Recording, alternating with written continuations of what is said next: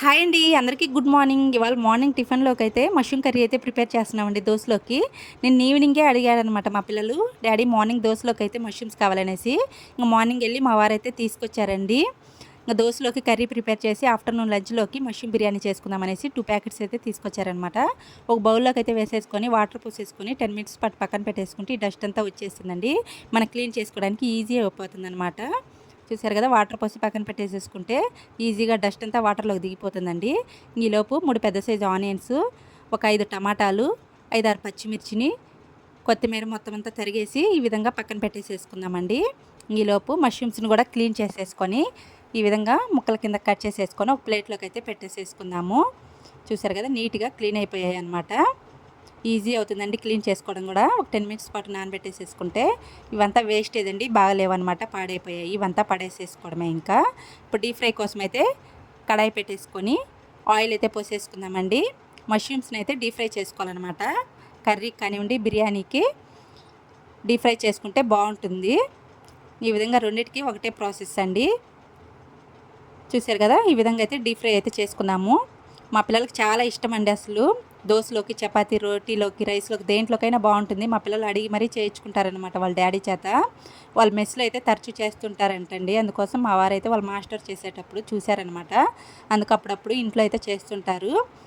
Colour అయితే change అయిపోయాయండి. ఈ విధంగా గోల్డెన్ కలర్ వచ్చిన తర్వాత ప్లేట్లోకి అయితే తీసేసుకుందాము.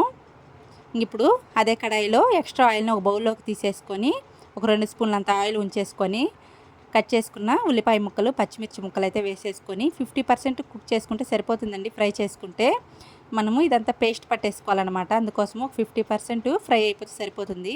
ఒక 10 జీడిపప్పు పలుకులు వేసేసుకుందాము.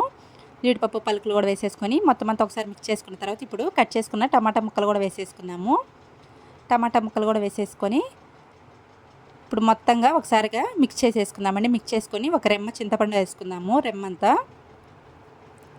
చాలా బాగుంటుందండి. ఈజీగా ఒక హాఫ్ అన్ అవర్లో మనకు కర్రీ అయితే రెడీ అయిపోతుంది. రెస్టారెంట్ స్టైల్కి ఏమాత్రం తగ్గదనమాట. అంత బాగుంటుంది కర్రీ అయితే. మా పిల్లలు అందుకోసం అడిగి మరీ చేయించుకుంటారండి వాళ్ళ డాడీ చేత. ఈ విధంగా ఇదంతా చల్లారి పెట్టేసుకోవాలన్నమాట. చల్లారిన తర్వాత ఒక మిక్సీ జార్లోకి తీసేసుకొని మొత్తంగా పేస్ట్ అయితే పట్టేసుకుందామండి. చూసారు కదా, మొత్తం అంతా ఈ విధంగా మెత్తంగా పేస్ట్ అయితే పట్టేసేసుకుందాము.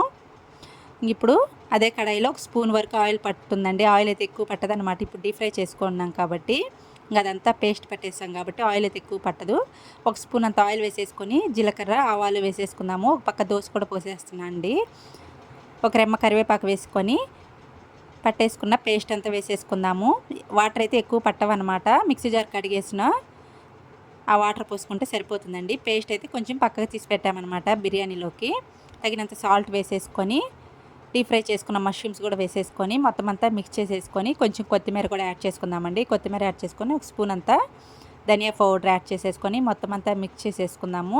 ఇంకా దించుతామనే ముందుగా కొత్తిమీర కూడా యాడ్ చేసుకుందాము. ఇంకొంచెం కొత్తిమీర కూడా యాడ్ చేసుకొని మొత్తం అంతా మిక్స్ చేసేసుకుందామండి. చూసారు కదా, నేను కొంచెం బిర్యానీలోకి మష్రూమ్స్ పేస్ట్ కూడా పక్కకు తీసి పెట్టామన్నమాట. ఫైనల్గా దోశ కూడా రెడీ అయిపోయాయి. కర్రీ కూడా రెడీ అయిపోయిందండి. మా బాబు అయితే తొందర పెడుతున్నారనమాట. ఈరోజు సండే కాబట్టి పిల్లలతో ఆడుకోవడానికి వెళ్ళాలనేసి వాళ్ళ ఫ్రెండ్స్ అయితే వచ్చున్నారు క్రికెట్ కోసం ఆడాలనేసి. ఇంకా ఈ విధంగా ఆయిల్ సపరేట్ అయిన తర్వాత స్టవ్ అయితే ఆఫ్ చేసేసుకుంటే సరిపోతుందండి. దోశలోకి, చపాతీ, రోటీ, రైస్లోకి దేంట్లోకైనా చాలా బాగుంటుంది. మా బాబు అయితే తినేసి వెళ్ళాడు. ఇంకా మా పాప అయితే గంట, అరగంట టైం పడుతుందన్నమాట తినేసరికి. పెట్టాను, కొంచెం కొంచెంగా తింటూ ఉంటుంది. ఎట్లా ఉంది నాన్న అని అయితే అడుగుతున్నాను. సూపర్ ఉంది మమ్మీ అని అయితే రివ్యూ ఇస్తుందన్నమాట పాప.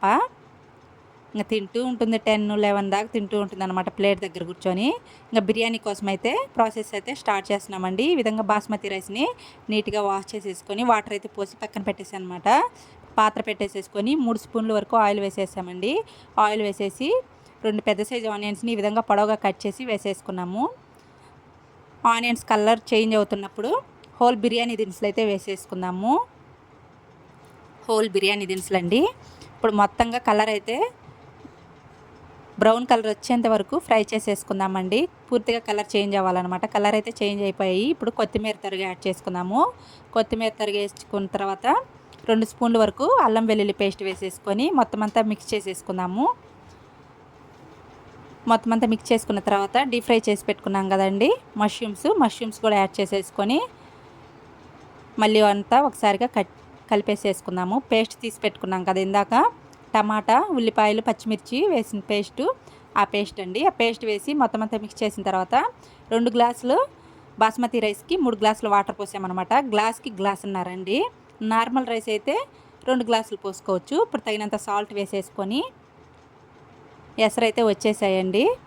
ఎసరు వచ్చేసిన తర్వాత మనం ముందుగా నానబెట్టుకున్నాం కదా రైసు, ఆ రైస్ని అయితే వేసేసుకుందాము.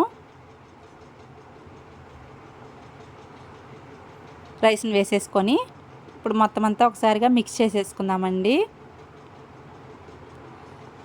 మిక్స్ చేసేసుకొని స్టవ్నైతే సిమ్ చేసేసుకుందాము. సిమ్ చేసేసుకొని కుక్ చేసుకోవడమేనండి. సింపుల్ ప్రాసెస్ అండి. చూసారు కదా, మష్రూమ్ బిర్యానీ అయితే రెడీ అయిపోయిందండి. మంచి స్మెల్ వస్తుందన్నమాట. ఫైనల్ లుక్ అయితే ఇదండి మష్రూమ్ బిర్యానీ. చూసారు కదా మష్రూమ్ పీసులు ఎంత బాగా కనిపిస్తున్నాయి చక్కగా. ఇప్పుడు ఎట్లా ఉందో టేస్ట్ అయితే చేసేద్దాము. పొడి పొడిలాడుతూ చాలా చక్కగా వచ్చిందండి. రైస్ అయితే చాలా బాగా వచ్చిందనమాట. చూసారు కదా, మనం పోసిన ఎసురుకి దానికి బియ్యానికి ఎసురుకి కరెక్ట్గా సరిపోయాయి అనమాట మష్రూమ్ పీసులు. మా పిల్లలు కూడా చికెను ఫిష్ కంటే ఇష్టంగా తింటారండి. మాకు కూడా చాలా ఇష్టం అనమాట. దీంట్లోకి కాంబినేషన్ పెరుగు రైతా, మష్రూమ్ కర్రీ కూడా వేసుకొని తినేసేయచ్చు. చాలా బాగుంటుంది అనమాట టేస్ట్ అయితే. చూసారు కదా పొడి పొడిలాడుతూ ఎంత చక్కగా వచ్చిందో రైసు. ఇప్పుడైతే టేస్ట్ చేస్తానండి మష్రూమ్ బిర్యానీ. మసాలా అంతా పట్టేసి పీస్కి చాలా బాగుందన్నమాట. పీస్ కానివ్వండి, రైస్ చాలా బాగా వచ్చింది. సూపర్ అనమాట. ఒకసారి అయితే ట్రై చేసి చూడండి. సింపుల్ ప్రాసెస్ అండి. ఈజీగా చేసేసుకోవచ్చు మనం ఇంట్లోనే. హాఫ్ అన్ అవర్లో మనకి 2 కూడా అయిపోతాయి అన్నమాట. ఈ వీడియో మీకు ఎలా అనిపించిందో చిన్న కామెంట్ అయితే చేసేయండి ఖచ్చితంగా. కర్రీ నచ్చిందో, మష్రూమ్ కర్రీ నచ్చిందో, బిర్యానీ నచ్చిందో కామెంట్ అయితే చేసేయండి. ఫస్ట్ టైం మన ఛానల్ చూసిన వాళ్ళు ప్లీజ్ సబ్స్క్రైబ్. బాయ్ అండి.